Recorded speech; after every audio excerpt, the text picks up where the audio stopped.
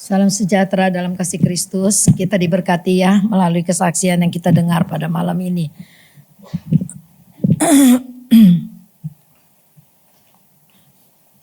Dan saya merasa berbahagia bisa menjadi bagian dari orang-orang yang mengalami kesulitan gitu ya. Saya senang bekerja seperti itu. Jadi mungkin itu panggilan Tuhan buat saya. Saya senang melayani orang yang butuh, didoakan, butuh apa gitu ya. Dan juga saya juga kadang-kadang terheran-heran. Selalu ada pimpinan Tuhan yang bisa ngeling ke sini ke sana gitu ya.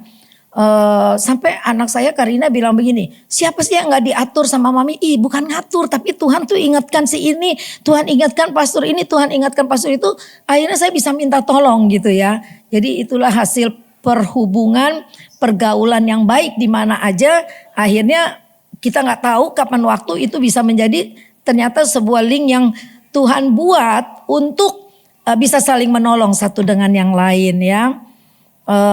Sabta juga kita doakan terus supaya dikuatkan Tuhan. Memang seperti yang Sabta bilang, anak kalau saya juga udah pesan Sabta, anak udah dewasa, nggak bisa lagi kayak kita didik anak kecil gitu ya. Apalagi nih anak deket sama mamanya, sekarang cuma sama papa gitu ya. Tentu ada perubahan. Kita doakan agar Sabta juga dikasih hikmat sama Tuhan bagaimana mendampingi anak-anak bujangan ini ya.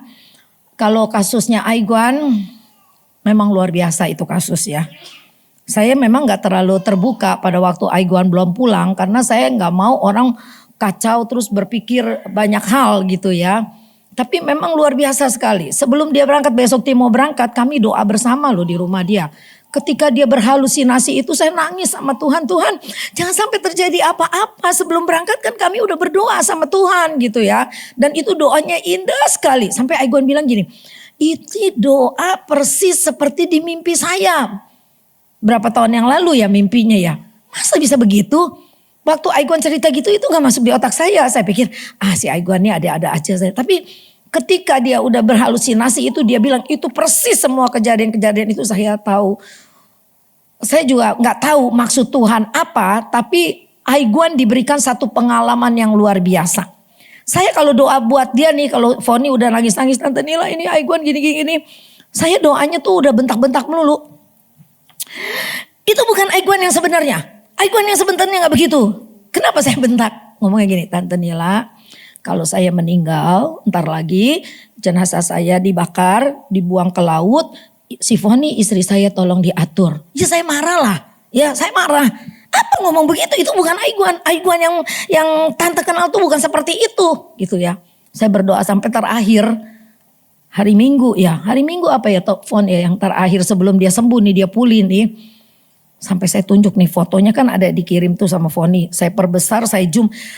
Dalam nama Yesus, Aiguan bukan begini. Saya marah dengan fotonya, saya tunjuk-tunjuk sampai saya tusuk-tusuk tuh handphone saya gitu. Untung gak rusak, kalau rusak saya minta ganti dan masih Aiguan. Ya. Ini kejadian nyata karena saya marah sekali. Saya marah. Kenapa diganggu dengan perasaan segitu? Buat orang yang sekaliber Aiguan imannya bagi saya pada waktu itu nggak mungkin dia bisa kena halusinasi seperti itu gitu ya. Mau mati melulu. Dia merasa semua orang sampai saya tuh sama Elvi ngerekayasa begini. Elvi, Dokter Engjiba jangan sampai ketemu Aiguan. Kalau ketemu kan dia berpikir dia mau bunuh Aiguan, nanti takut Aiguan ngelawan begitu kan. Nggak taunya benar aja. Bukan dia ngelawan tapi dia cabut-cabutin semuanya. Karena dia sudah berhalusinasi, dia akan mati. Nah saya googling terus ternyata memang ada orang yang mengalami seperti itu namanya depresi pasca operasi. Nah, tapi kalau saya pikir-pikir, kenapa orang bisa depresi? Sebetulnya gitu ada celah sedikit gitu ya. Ada celah sedikit, nggak banyak gitu, sedikit. Tapi iblis tahu tuh ada celah, dia masuk. Celahnya itu apa? Misalnya kita ada kecewa, misalnya kita ada lagi rasa ya akar kepahitan yang belum tuntas. Nah ketika kita lemah seperti itu bisa masuk. Iblis bermain kan selalu di pikiran. Dia bermain gak di tubuh, dia tusuk tubuhmu enggak, dia bermain di pikiran. Manusia yang pertama jatuh juga ketika pikirannya mulai dilemahkan, pikirannya mulai digoncang. Nah itu bahaya sekali ya. Tapi puji Tuhan Aiguan sudah menang hari ini ya. Mungkin banyak yang belum kenal Aiguan ya. Dia sekretaris Sekina 2 periode 10 tahun ya. Jadi dia tuh betul-betul keluarga besar Sekina ya. Jadi dia bukan orang baru, bukan ya. Yang belum kenal boleh berkenalan lebih dekat ya. Orangnya baik. Puji Tuhan. Malam ini saya mau berbicara tentang begini. Pelatihan Allah. Beberapa tahun yang lalu saya udah pernah bicara tentang ini, bagaimana Allah melatih Elia. Siapa sih Elia? Wih, nabi yang bukan main-main Elia itu. Dia bisa membangkitkan orang mati. Musa aja belum pernah, Yosua aja belum pernah, tapi Musa pernah. Tapi ternyata Elia yang hebat seperti itu pun harus dilatih oleh Tuhan untuk mengalami hal-hal yang luar biasa. Sampai Yakobus 6 ayat 15 kan dikatakan doa orang benar itu besar kuasanya. Sebelumnya ayatnya kan ada bilang Elia manusia biasa tapi doanya luar biasa ya. Elia manusia biasa tapi menjadi luar biasa gitu. Nah, ini enggak begitu aja terjadinya, tapi ada suatu pelatihan dari Allah. Nah, pelatihan dari Allah itu banyak orang enggak lulus, banyak orang gagal, banyak orang jatuh karena enggak tahan, enggak sanggup. Jadi saya percaya Aiguan pun ada dalam pelatihan Allah. Ketika saya sedang mengalami masalah, terus kan kita pasti bertanya sama Tuhan, apa sih? Kenapa sih gitu ya? Saya aja berdoa, Tuhan, kenapa Hilda Tuhan panggil, masih muda gitu ya. Ketika suami saya Tuhan panggil, aduh Tuhan ada yang lebih tua, mestinya dia yang lebih layak dipanggil. Kita kayak protes sama Tuhan. Kenapa saya masih merasa Pak Nawi itu bisa sampai umur 80 tahun Tuhan. Ini saya loh. Seorang hamba Tuhan masih bisa berpikir begitu. Karena kita kadang-kadang, ini ketika kita berpikir itu kita kayaknya gak sepaham nih sama Tuhan ya. Nah ini mesti hati-hati ya. Karena kedaulatan Tuhan tidak ada yang bisa menantangnya. Tidak ada yang bisa menahannya. Waktu di Buntekbio kita mau pergi ke pelepasan jenazahnya Hilda, itu pendeta Selamat Riyadi berfirman begini. Kalau Tuhan sudah panggil, gak ada orang bilang tidak. Kalau Tuhan sudah panggil pulang maksudnya ya. Kalau Tuhan sudah panggil pulang, gak ada orang bisa bilang, oh tidak Tuhan tunggu dulu. Besok aja saya mau jalan-jalan dulu ke Mangga 2. Gak bisa. Kalau Tuhan udah panggil pulang, ya pulang saat itu. Gak ada tawar-menawar ya. Kita baca 1 Raja-Raja 17. Ayat 1 sampai 6. Sama-sama kita baca aja. Berdiri sama-sama kita baca. 1 Raja-Raja 17 ayat 1 sampai 6. Udah jam 8. 2, 3. Elia di tepi sungai Kerit. Lalu berkatalah Elia orang Tisbe dan Tisbe Gilead kepada Ahab. Demi Tuhan yang hidup Allah Israel yang kulayani, sesungguhnya tidak akan ada embun atau hujan pada tahun-tahun ini, kecuali kalau ku katakan. Kemudian datanglah firman Tuhan kepadanya, pergilah dari sini, berjalanlah ke timur dan bersembunyilah di tepi sungai Kerit di sebelah timur sungai Yordan. Engkau dapat minum dari sungai itu, dan burung-burung gagak telah kuperintahkan untuk memberi makan engkau di sana. Lalu ia pergi dan ia melakukan seperti firman Tuhan.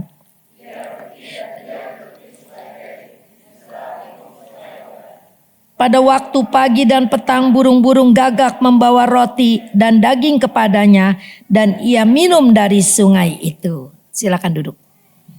Nanti ceritanya firman Tuhannya akan bersambung ya. Dulu juga saya waktu bawa gak selesai, tapi kayaknya untuk bulan ini nanti akan saya selesaikan firman pengajaran tentang pelatihan Allah melalui kehidupan Elia, seorang nabi besar loh dia loh. Ya, seorang nabi besar. Waktu itu kan kalau kita baca yang ayat ke-16 ya, di sini ada terjadi kelaparan ya. Ada terjadi kelaparan, kekeringan, terus ada Ahab raja yang begitu jahat ya. Dia menyakiti hati Tuhan dengan menyembah Baal. Dia kan raja Israel, Ahab itu. Istrinya yang sangat terkenal Isabel. Terkenalnya bukan karena kebaikannya, tapi terkenalnya karena kejahatannya. Di dalam 1 Raja-Raja 16 ayat 25 Bapaknya Ahab itu namanya Omri. Dikatakan begini, Omri melakukan apa yang jahat di mata Tuhan dan ia melakukan kejahatan lebih daripada segala orang yang mendahulunya. Artinya memecahkan rekor. Jahatnya luar biasa. Jadi kalau raja-raja Israel yang sebelum-sebelumnya udah jahat, dia lebih jahat lagi. Lalu bagaimana dengan Ahab? Ahab ayat 30 dikatakan Ahab bin Omri gitu ya. Ini anaknya Omri, si Ahab ini melakukan apa yang jahat di mata Tuhan lebih daripada semua orang yang mendahulunya. Termasuk bapaknya yang udah mendahului menjadi raja. Setelah bapaknya tidak raja, jadi raja, Ahab jadi raja. Nah, firman Tuhan katakan dia lebih jahat. Berarti Ahab itu jahatnya luar biasa sebagai seorang raja, ya. Dia udah jahat, dia punya istri yang namanya Isabel, lebih jahat lagi. Karena Ahab takut kepada Isabel. Kalau Isabel udah bilang A, Ahab harus lakukan A. Kadang-kadang Ahab masih punya hati nurani, jangan dibunuh misalnya binatang-binatang. Tapi kalau Isabel udah bilang bunuh semua, itu harus dilakukan. Jadi istrinya lebih jahat lagi. Nah, padahal firman Tuhan menciptakan perempuan itu menjadi penolong yang sepadan kepada suami. Nah, kalau orang yang udah berakhlaknya jahat dan tidak mau berubah, dia bukan menjadi penolong sepadan dalam kebaikan, tapi dalam kejahatan. Puji Tuhan kita ada di sini sebagai istri adalah penolong yang sepadan di dalam melakukan kebaikan, bukan kejahatan. Nah, itu sekelumit tentang cerita Ahab. Jadi dalam satu Raja-Raja 17 ayat 18 sampai 22 itu cerita tentang kejahatan Ahab. Jadi Alkitab ini sempurna. Dia tidak hanya cerita yang baik-baik saja, tapi yang buruk, yang jahat, yang kejam semua ada diceritakan sama Tuhan. Itu jadi satu peringatan buat kita. Kalau Ahab banyak diceritakan di beberapa pasal di satu Raja-Raja ini karena Tuhan mau bicara tentang kejahatannya. Ya, betapa jahatnya. Mau rebut kebun anggur Nabot, ya. Isabel malah mau bunuh Elia, nabinya Tuhan. Dan Elia sampai ketakutan sama Isabel itu. Sampai aduh dia lari, Tuhan cabut saja nyawa aku karena perempuan itu mau bunuh aku. Nah, nabi yang besar Elia sampai seperti itu menghadapi Isabel. Berarti kejamnya luar biasa Isabel. Dan Isabel itu perempuan di Alkitab satu-satunya yang dinubuatkan oleh Nabi Elisa matinya. Matinya tuh dinubuatkan. Matinya bagaimana? Bukan mati terhormat. Isabel itu matinya dibuang, didorong dari jendela oleh pegawainya sendiri. Ketika jatuh ke bawah mati, diinjak-injak sama kuda. Diinjak-injak sama kuda, ketika mau dikubur, tinggal kepala, kedua tangan, kedua kaki. Yang badannya hancur semua diinjak-injak sama kuda. Dan itu dinubuatkan oleh Elisa. Dan ini Tuhan ceritakan di Alkitab untuk memperingatkan kita semua. Betapa Tuhan itu maha adil. Kejahatan tidak dibiarkan, ada hukumannya sendiri. Bagi orang yang tidak taat. Ahab, dia bikin penyembahan Baal. Dia bikin ya wihara lah istilahnya gitu ya. Bait tapi baitnya Baal gitu ya. Dia bikin itu. Dia sembah. Padahal orang Israel itu adalah bangsa pilihan Allah. Ketika dia dipercaya menjadi raja, malah dia bawa orang-orang Israel dipengaruhi untuk menyembah kepada Baal. Dan itu menyakitkan hati Tuhan. Nah, Elia lalu berkata begini kepada ayat 17 ayat 1 yang tadi kita baca. Lalu berkatalah Elia orang Tisbe dari Tisbe Gilead kepada Ahab. Demi Tuhan yang hidup. Ini Elia dengan berani bilang. Demi Tuhan yang hidup Allah Israel. Yang kulayani. Sesungguhnya tidak akan ada embun atau hujan pada tahun-tahun ini. Kecuali ku katakan. Marah ini Isabel, ku katakan. Siapa lo gitu mungkin merasanya gitu kan ya. Kalau tahun-tahun ini kecuali ku katakan. Artinya kalau aku berkata tidak hujan ya tidak hujan. Dan di hujan tidak akan turun kalau aku belum berkata hujan. Hebat ya. Elia ini bisa berkata seperti itu. Kemudian datanglah firman Tuhan kepadanya. Pergilah dari sini. Habis berkata begitu, Tuhan menyuruh Elia berjalan ke timur bersembunyi. Kan aneh, kok Tuhan suruh Elia bersembunyi? Karena pada waktu itu jahat banget Ahab, Isabel dan keluarganya itu. Maka waktu itu Allah dan orang Israel tidak ada hubungan. Karena kejahatannya luar biasa. Maka dicatat, kenapa terjadi sampai tidak hujan 3,5 tahun? Karena kejahatan yang dibuat oleh Ahab. Tapi kita lihat di sini, Elia disuruh bersembunyi di tepi sungai Kerit di sebelah timur sungai Yordan. Engkau dapat minum dari sungai itu dan burung-burung gagak telah kuperintahkan untuk memberi makan engkau di sana. Loh, disuruh sembunyi, nanti burung gagak yang akan kasih makan. Burung gagak itu pemakan bangkai loh, ya enggak? Burung gagak itu pemakan bangkai. Tapi Tuhan perintahkan bawa daging untuk Elia, untuk memelihara Elia di dalam persembunyiannya itu. Dan juga nanti di ayat selanjutnya Tuhan kirim janda di Sarfat. Ya. Lalu ayat kelima bilang gini, lalu Elia pergi dan ia melakukan seperti firman Tuhan. Ia pergi dan diam di sungai Kerit di sebelah sebelah timur sungai Yordan. Pada waktu pagi dan petang burung-burung gagak membawa roti dan daging kepadanya dan ia minum dari sungai itu. Elia tentu dalam hatinya juga bertanya, masa aku seorang nabi disuruh ngumpet gitu loh ya. Tapi Elia tidak bertanya, tapi dia lakukan. Ini nanti ketaatannya Elia ini nanti dia akhirnya baru mengerti bagaimana Allah melatih dia menjadi manusia yang biasa menjadi luar biasa.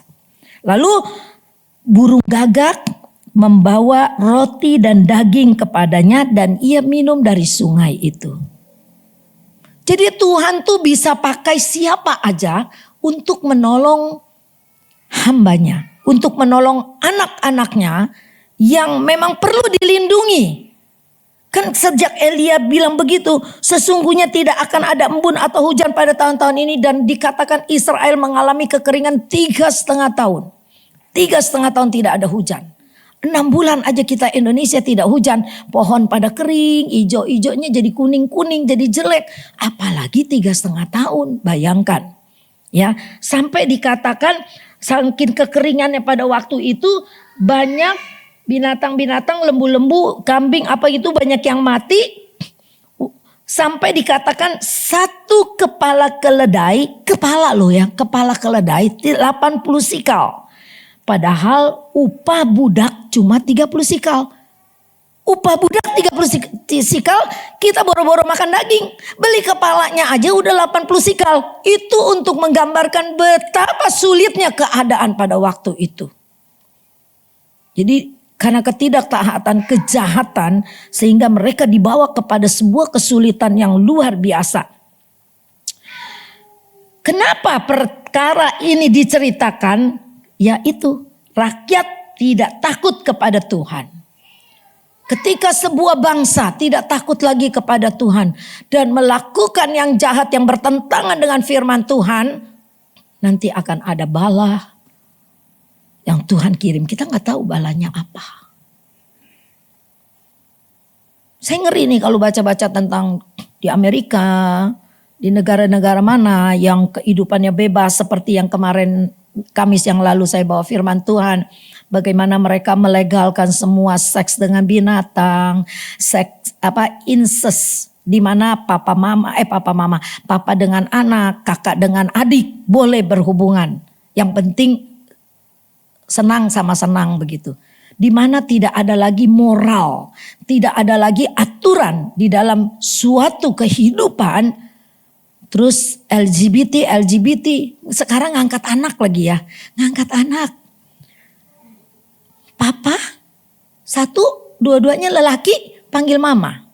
Ada memang yang berubah gendernya kayak perempuan gitu, lemah gemulai. Tapi kan ada yang enggak, dua-duanya berkumis. Dua-duanya berkumis. Tapi yang satu dipanggil mama, yang satu dipanggil papa, kan yang bingung. Nah, dari kecil udah dibikin kebingungan.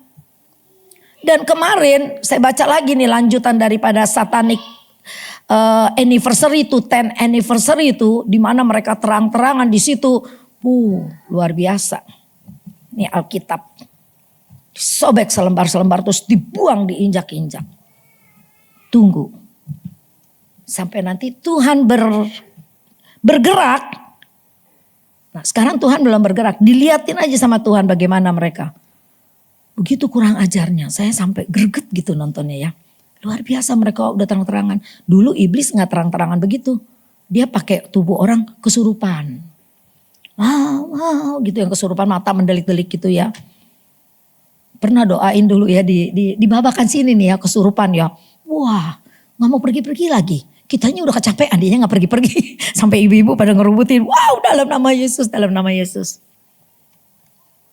Sekarang dia udah enggak. Karena manusia membuka diri. Dia udah gak takut. Dia pakai manusia-manusia yang membuka diri untuk menjalankan misinya setan. Anak-anak kecil udah dididik.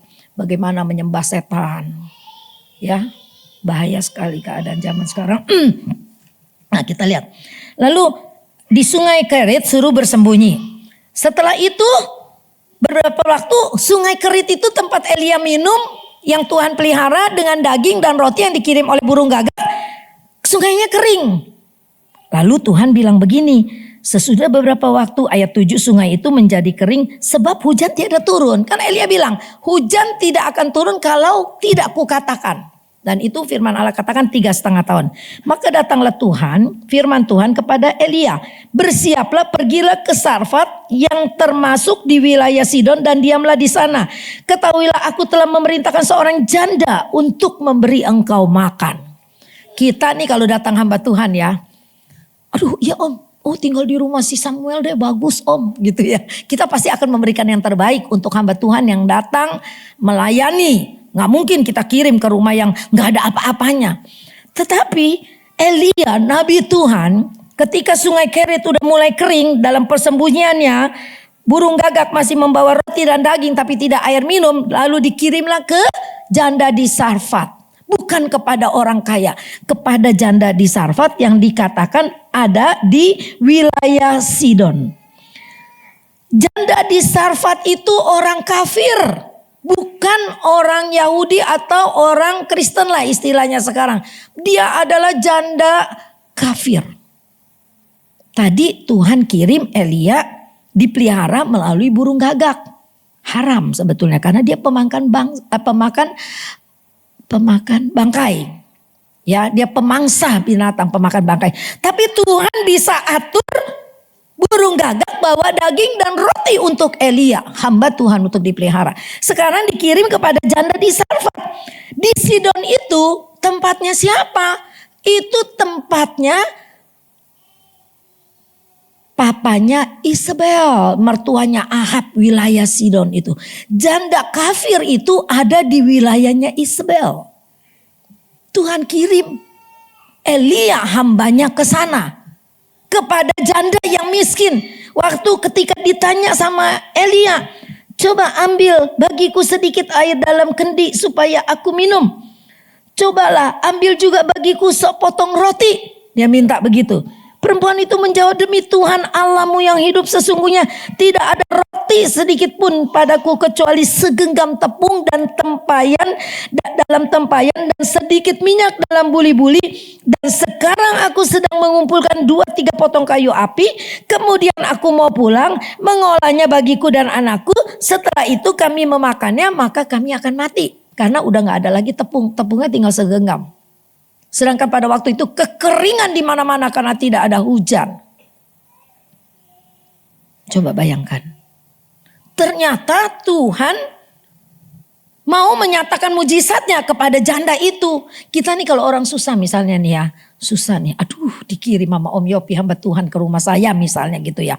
Aduh saya kan mesti kasih makannya ya minimal ayam lah ya. Sedangkan boro-boro punya ayam. Kita pasti gak sanggup gitu ya. Aduh.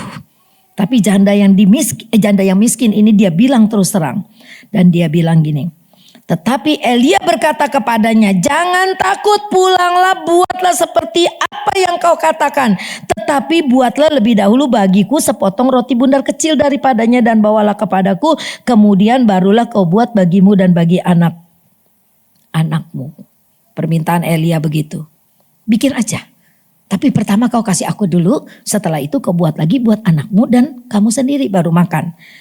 Sebab beginilah firman Tuhan Allah Israel, tepung dalam ketempayan itu tidak akan habis-habis dan minyak dalam buli-buli itu pun tidak akan berkurang sampai pada waktu Tuhan memberi hujan ke atas muka bumi. Lalu pergilah perempuan itu dan berbuat seperti yang dikatakan Elia. Maka perempuan itu dan dia serta anak perempuan itu mendapat makan beberapa waktu lamanya. Jadi beberapa waktu lamanya artinya seterusnya ada makanan. Ketika kita percaya dan taat melakukan firman Allah, kita tidak hitung-hitungan dulu sama Tuhan, itu mujizat baru bisa terjadi. Tapi kalau kita hitung-hitungan, aduh udahlah jangan, aduh gak punya duit, gini-gini, maka mujizat tidak terjadi. Karena apa? Kita hitung-hitungan sama Tuhan. Sedangkan Tuhan melalui cerita ini mengajarkan ketaatan. Percaya saja tidak cukup. Taat dan lakukan apa yang mau. Yang Tuhan kehendaki. Maka ketika di dalam Yakobus dikatakan Elia manusia biasa tapi menjadi luar biasa. Karena doanya kepada Tuhan. Dia melakukan apa yang Tuhan mau. Kalau kita kan berdoa kita mau apa yang kita mau gitu loh. Nah sedangkan Tuhan senang kalau kita berdoa untuk apa yang Tuhan mau. Misalnya kita berdoa, Tuhan mau engkau doakanlah suku-suku yang belum terjamah oleh firman Tuhan. Doakanlah hamba-hamba Tuhan yang sedang sakit, yang dalam kesusahan, mungkin kita tidak kenal tapi kita dengar, kita doakan. Ketika kita berdoa buat orang lain, itu kebaikan itu datang kepada kita tanpa kita sadari. Kebaikan itu datang. Kalau saya senang mendoakan orang lain bukan karena saya tahu nanti kebaikan itu akan datang. Enggak. Saya tahu panggilan saya dan saya tahu kalau ada banyak mujizat di dalam firman Tuhan karena mereka melakukan kehendak Allah, maka mujizat itu pun akan terjadi dalam hidup saya. Maka saya kalau bisa nih ya, aduh, jangan ngomong begini, aduh gak punya duit. Dikit-dikit gak punya duit, dikit-dikit gak punya duit. Kita teriak-teriak, aku gak punya duit, orang pun gak kasih kita duit loh. Tapi kalau kita nangis di bawah kaki Tuhan, Tuhan engkau yang tahu keadaanku. Tuhan kirim orang-orang yang baik, yang bisa memberkati kita, amin. Ada orang yang senang berkata gini, aduh aku gak punya duit, tolong dong, tolong. Jangan, kita jangan jadi orang Kristen, kita jangan jadi anak Tuhan yang meminta-minta gitu loh. Tapi kita jadi anak Tuhan yang percaya kepada Tuhan dan yang taat kepada firman-Nya dan mau melakukannya, maka engkau akan seperti janda di Sarfat. Yang Tuhan kirim hambanya Elia ternyata bukan untuk menyusahkan dia, tapi untuk memberkati janda itu. Sehingga janda itu dikatakan dia, maka perempuan itu dan anak perempuannya mendapat makan beberapa waktu lamanya. Tepung dalam tempayan itu tidak habis dan minyak dalam buli-buli itu tidak berkurang. Seperti yang diucapkan dengan perantaraan Elia. Nanti karena ini waktunya mepet, nanti kita lihat lagi bagaimana Elia di Gunung Karmel melawan Baal.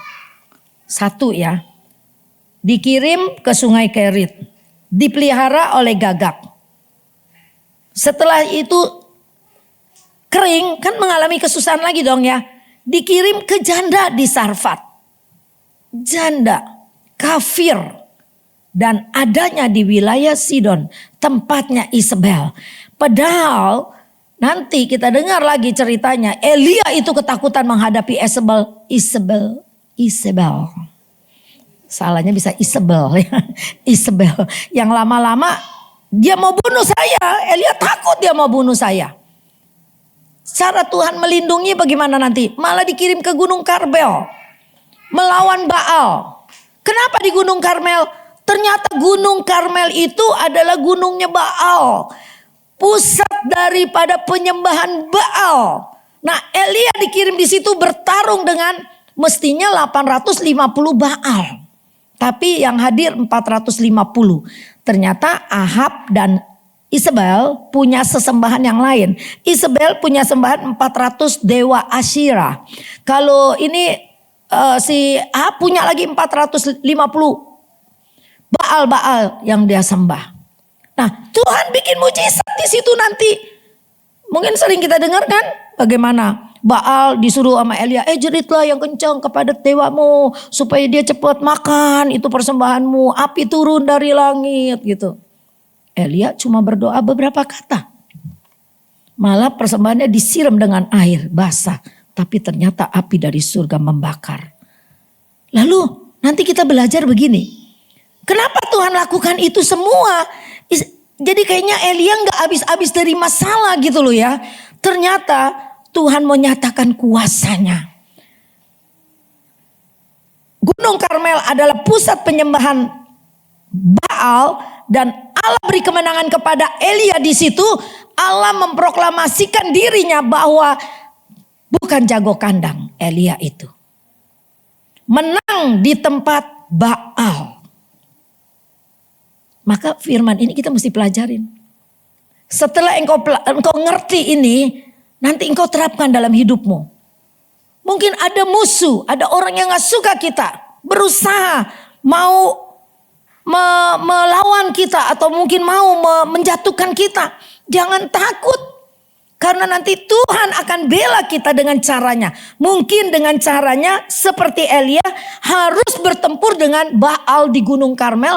Pusatnya Baal, bayangkan. Coba kita nih kalau ini. Wah, Ibu Nila diutuslah ke tengah-tengah. Apa tuh yang lagi terkenal sekarang? Al Zaitun misalnya gitu ya. Wah, saya sendiri gitu ya. Tuhan mau kita menang bukan di tempat kita sendiri. Bukan jago kandang. Tuhan bikin menang di tempat musuh. Itu Tuhan kita itu hebatnya seperti itu. Jadi firman Tuhan kalau kita ceritanya cuma dengar begini aja. Oh iya lu bener lu menang hebat. Bukan hebatnya. Tapi bagaimana Tuhan menyatakan kekuasaannya di tempat Baal. Baal yang mereka sembah, yang mereka agungkan, yang mereka puji. Itu tidak ada apa-apanya. Karena ketika Elia berdoa beberapa kata saja, api dari surga turun membakar itu persembahan itu. Luar biasa ya. Jadi mari kita belajar tentang Allah yang bagaimana. Waktu saya sekarang ini tiap Rabu satu oma dia merasa oma ini sangat berkecukupan kaya ya. Jadi dia tuh selalu merasa gini ketemu saya. Gak sengaja sebetulnya. Bu Nila saya tuh ketakutan terus. Khawatir. Suami saya meninggal udah 3 tahun. Tapi saya keingetan terus. Kenapa waktu mati kan dia masih bisa ngomong sama saya. Kok tiba-tiba mati. Jadi dia kayak orang gak terima. Sekarang dia ketakutan. Terus waktu lagi ngobrol sama dia. Tiba-tiba Roh Kudus bilang begini. Ibadat. Tiap minggu sekali di rumah dia. Terus saya tentukan hari Rabu bersedia gak? Saya datang hari Rabu kita ibadah kecil. Terus dia bilang oke. Jadi ini udah minggu ketiga. Tiap minggu saya ibadah tiap Rabu. Ibadah kecil jam 10 pagi. Dan dia senang. Dia senang. Saya bawa firman Tuhannya cuma 1 ayat. Yang kemarin Mazmur 92 ayat 10 sampai 13. Terus kemarin saya bawa lagi Yesaya 46 ayat 4. Yang bagaimana kita digendong sampai masa tuamu gitu kan ya. Kenapa itu bisa ada perkataan sampai masa tuaku aku menggendong kamu? Karena pada waktu itu bangsa Israel terlalu percaya kepada Baal. Mereka merasa Baalnya bisa memberikan kemenangan. Pada waktu diserang oleh bangsa Persia, mereka ketakutan, mereka sibuk membawa Baal-Baalnya. Jadi bukan Baal menyelamatkan mereka, mereka sibuk bawa Baal. Karena kan patung-patung kan. Nah patung-patungnya dibawa, diselimutin supaya diselamatkan. Jadi patung-patungnya yang diselamatkan. Maka Yesaya datang membawa firman Tuhan. Percayalah kepada Tuhan.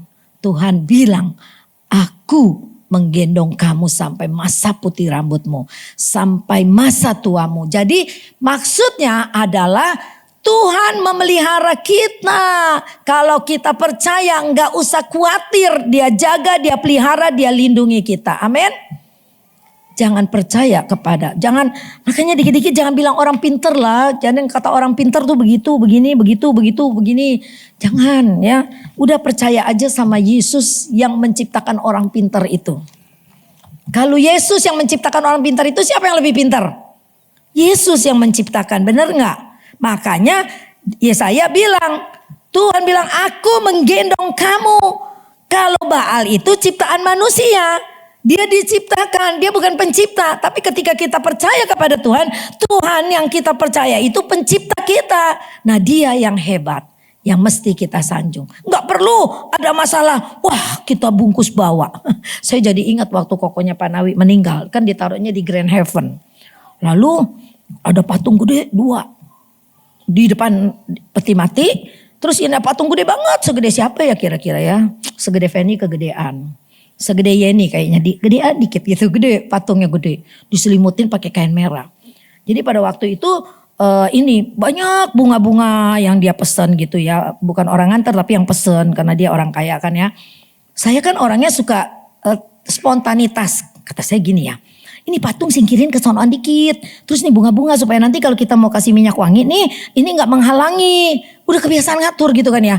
Hah, gak boleh.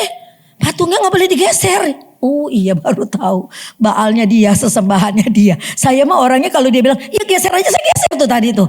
Ya saya geser tuh. Ternyata bilang, jangan. Ya udahlah, aku gak geser lah, bukan saya takut. Nanti dia marah lagi ya. Dia marah. Jadi itulah ciptaan manusia. Jadi manusia yang menyelamatkan. Coba kalau ada gempa bumi dia jatuh pecah. Kayak di Kelenteng itu, di Toko 3 itu apa tuh yang terkenal tuh, Kelenteng apa ya namanya tuh ya. Yang di pasar di Petekuan tuh. Petak 9 maksudnya. Di Petak 9 itu. Cing Teyen tuh yang terkenal, baru ingat. Waktu kebakaran itu dewa-dewanya pada jatuh tahu. Semua pada sibuk nyelamatin itu dewa-dewanya. Puji Tuhan ya. Kita diselamatkan sama Tuhan. Amin. Tuhan yang selamatkan kita. Ya, kita gak perlu nyelamatin patung ya. Puji Tuhan ya. Ayo kita berdiri. Nanti kita sambung lagi yang di Gunung Karmel ya. Saya senang banget pelatihan Allah. Jadi tuh Allah melatih kita bukan daripada kesenangan kepada kesenangan gitu loh. Tapi ada kesulitan, ada penyakit, ada kesedihan, ada tangisan. Ternyata Allah sedang melatih kita. Melatih untuk kita kuat. Ya, sesuatu yang hebat yang Allah sedang buat.